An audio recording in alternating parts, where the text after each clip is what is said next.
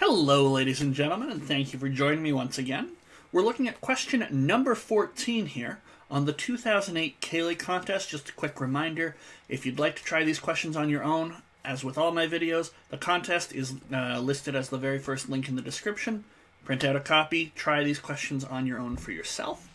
But let's get to it. Question 14. The first term in a sequence is 20. If a term in the sequence is t, and t is even, the next term, so we half t, so we'll half it. If a term in the sequence t is t and t is odd, the next term is 3t plus 1.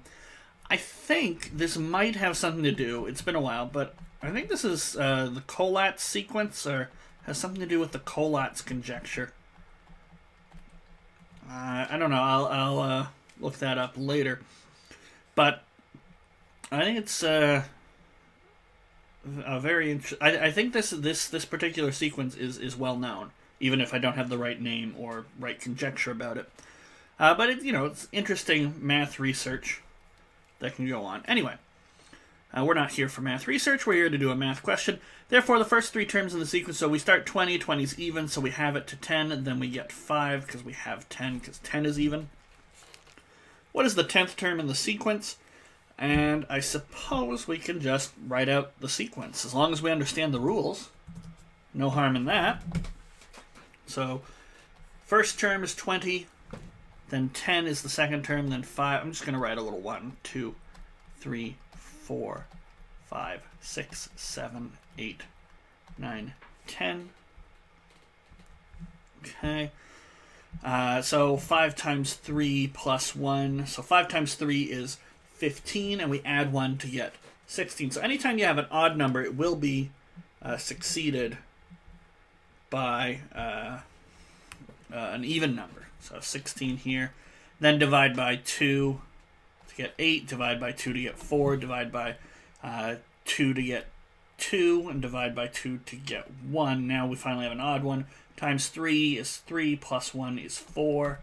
And then 2, and I believe the Collatz conjecture is no matter what number you start with, you're always going to get down to 4 times 2 times 1, and so forth. Again, I might be a little wrong, but I'm fairly certain.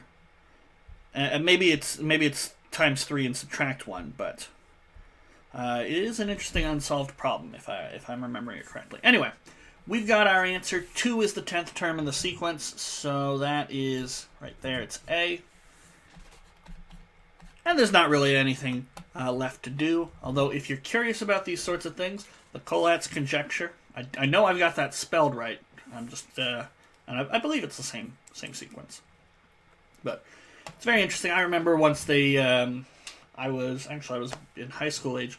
I remember I went up to the local university and it had sort of this seminar, and you got pizza afterwards, which was nice.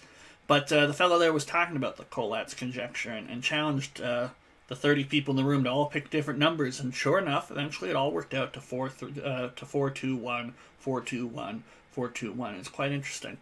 But it's unsolved, actually, as of this recording. And, I don't even know exactly how you would go about proving that no matter what number you start with, everything will eventually work down to 4, 2, 1, 4, 2, 1. There's no other sort of cycle that it approaches, and there's some interesting research math there. But we've got more important things to do. We've got a Cayley contest to finish up, so let's go on to question number 15 in the next video.